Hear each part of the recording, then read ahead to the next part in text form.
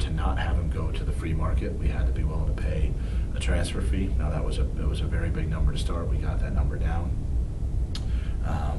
But we still had to pay what I would call a significant payment to basically for the right to have them not take him and shop him all over Europe and shop him to Mexico and try to sell him to somebody else.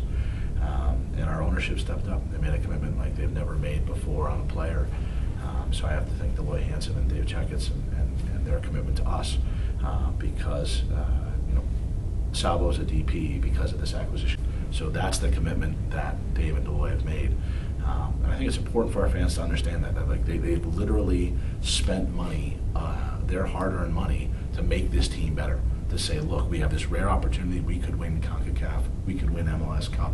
We got to keep this team together. And they made our cap bigger by making Sabo a DP. So at the end of the day, Sabo's not the highest paid player. And I've seen that written in places. He's not the highest paid player in our team. He's certainly a very well paid player. But it's important to know that too, because it would violate our philosophy if we came in and said after 1 year, you're the highest paid guy. It just doesn't work that way. You got to earn it, and if you earn it, then he earned it and scored 18 goals in I don't know 35 games or whatever it was.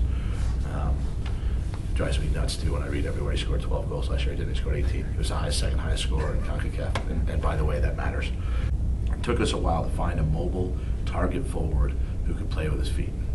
We signed Kenny Juker, then we signed Luis Miguel Escalada, and we finally got Sabo. And we knew we needed that for our system, because when you have all this possession that you generate, right, what you need is somebody up top who can hold the ball up and then give everybody else time to get forward, right? We don't need a 25 goal scorer at that position. What we need is somebody who's going to bring in everybody else in the squad and get them into dangerous positions, because we have all of this possession.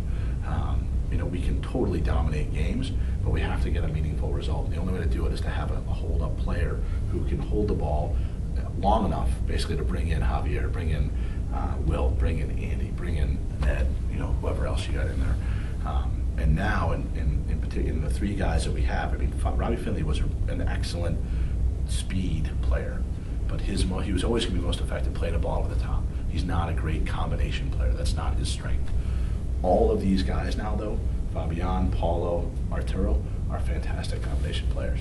And that's what Sabo is going to be best with as well. So we really feel like, in terms of the partnership, the group, the collective skill, we've really gotten a really good fit. And adding a disruptive player like Arturo, I think, is really going to be really, really good. Something like this is, from a player's perspective, is a no-brainer. I mean, it's, this guy's arguably the best guy in the air in the league.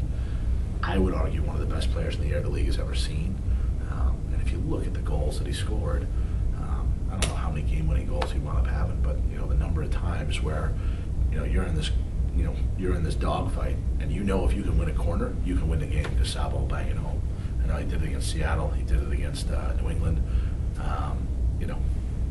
There may be more, but that's a pretty big boost to your team. If with our possession, all you got to do is get that ball over the end line. We may be able to win this thing, no matter how poorly we played on the day.